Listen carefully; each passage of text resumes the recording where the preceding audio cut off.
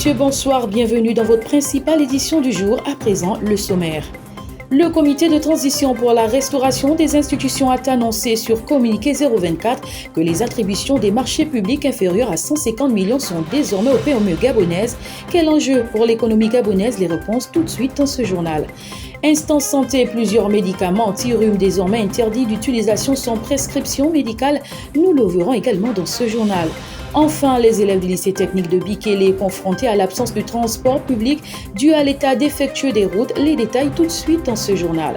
Voilà, c'était tout pour le sommaire. Bon confort d'écoute.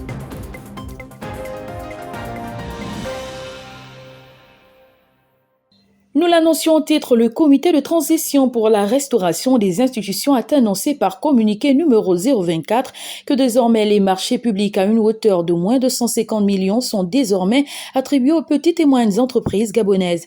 Une décision voulue du chef de l'État de transition, Brice Clotaire Oligui Nguema. Celle-ci a pour objectif faire contribuer les PME à la stabilité économique du pays. Aussi, c'est un ouf de soulagement pour les entrepreneurs gabonais qui depuis soupirent à se faire une place dans le monde du marché public. Cette décision existante dans le Code du marché public intitulé Préférence nationale n'a malheureusement jamais été pris en compte par le pouvoir étatique déchu il y a quelques mois. Désormais, grâce au CTRI, les PME gabonaises ont accès à des contrats de moins de 150 millions de francs CFA et pourront s'épanouir dans leurs activités respectives. Parlons à présent santé. En effet, une liste de médicaments anti-rhume est désormais interdite sur le marché français et ceci cause de nombreuses inquiétudes pour la clientèle gabonaise. En effet, pointé du doigt par l'agence de médicaments français Humex Rhume, Actifed Rhume, Dolirum, Nurofen Rhume, Rinalvil ont fait également l'objet d'une analyse par l'agence de médicaments gabonaise qui ne s'est pas empêchée de s'exprimer à ce sujet. En effet, ces médicaments ne constituent en aucun cas un danger pour la population gabonaise.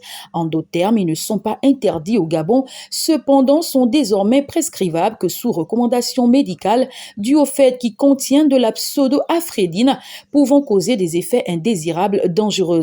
À cet effet, ils sont désormais placés sous vigilance renforcée.